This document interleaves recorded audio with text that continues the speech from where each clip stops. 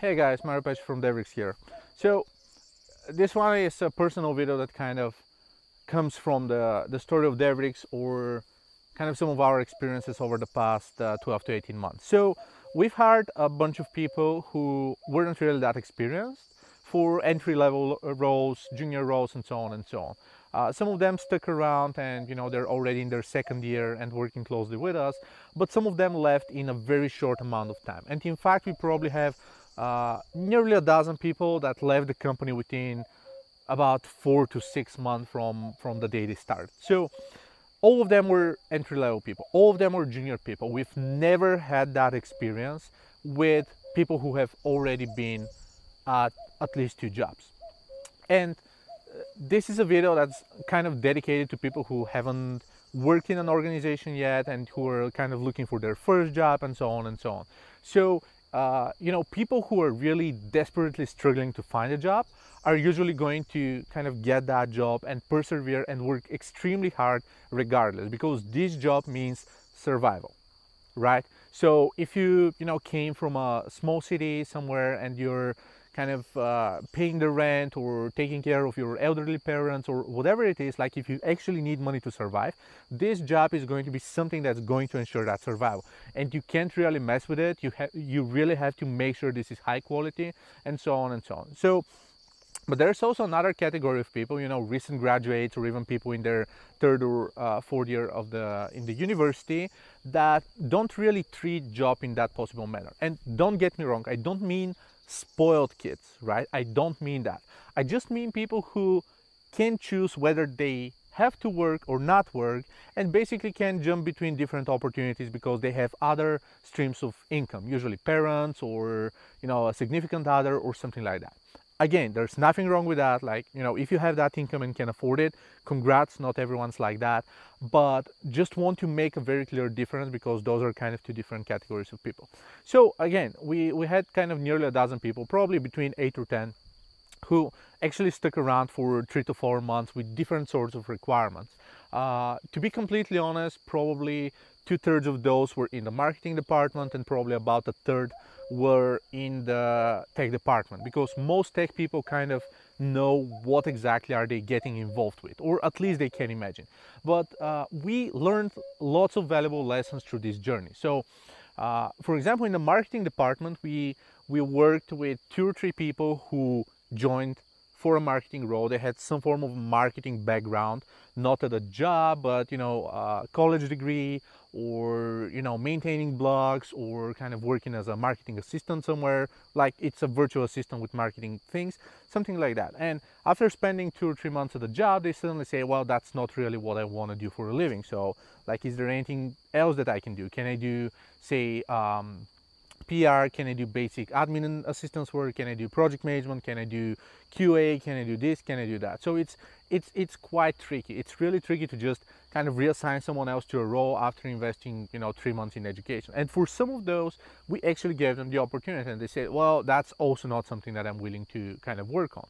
And there's kind of a clear differentiation between what people kind of expect and what people are kind of being assigned on working. And of course, we as employers have to make sure that the job requirements are clear, that the type of work and the type of industry and everything else is clear, and we try to make that happen. We try to explain that in any possible manner. Like, this is what we do, this is the way we do that, this is our process. That's in fact one of the most important reasons I'm recording those videos, because like as an employer, I do want the following: like, people who want to learn more about a company, who want to learn more about the organization, the management, the leadership, the kind of the think tank of the organization, they have to be able to kind of get access to resources that answer their questions, right? So I've always been like this. Like, when I was an employee, I always used to follow my bosses and managers and so forth in,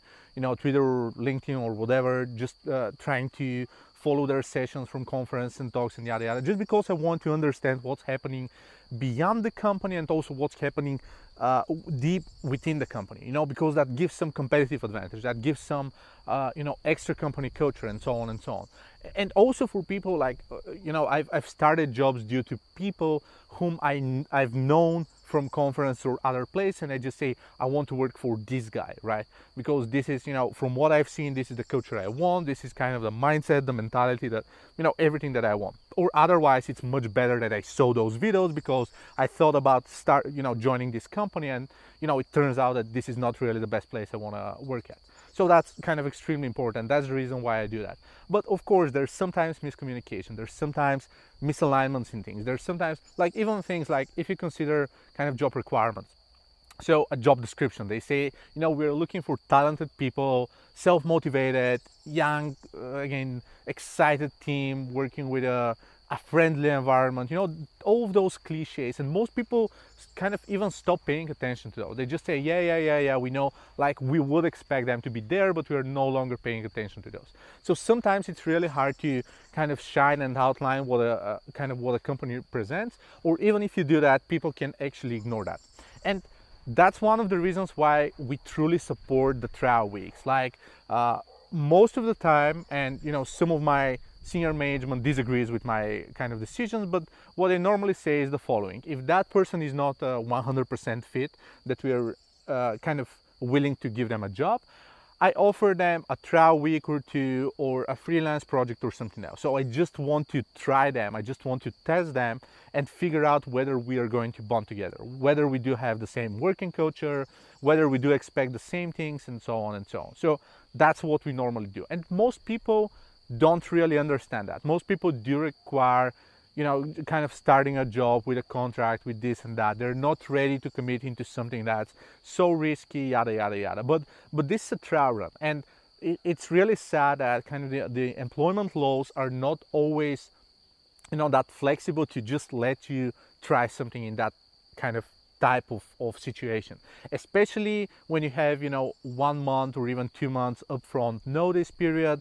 When you leave a job, it gets even more complicated, because in order to engage in that sort of trial, you need to quit a job, you need to go through those month or two, then eventually start that. Then if that fails, you need to go through another period of looking a job. It gets way too complicated, and that's also one of the reasons why we work with full-time freelancers at time, or we hire full-time freelancers as employees, because they're aware of best practices with working with with clients, roughly speaking, and how to execute them, how to represent them in the best possible manner.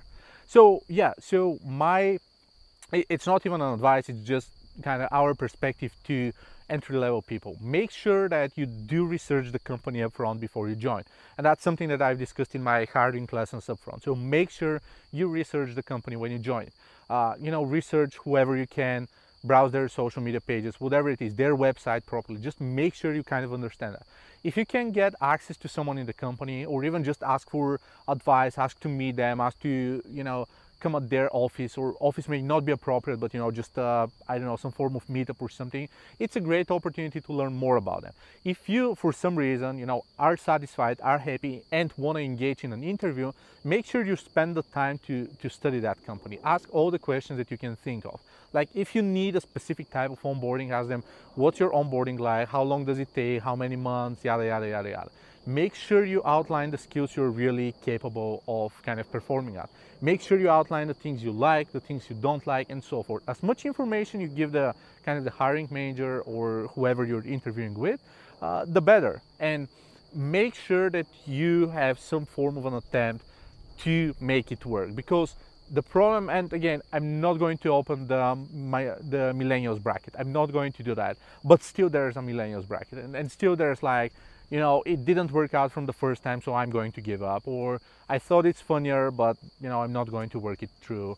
Or, whatever be it. The first job, and sometimes the second job, and even the third job may be extremely complicated. They require hard work, hard effort, and so on and so on.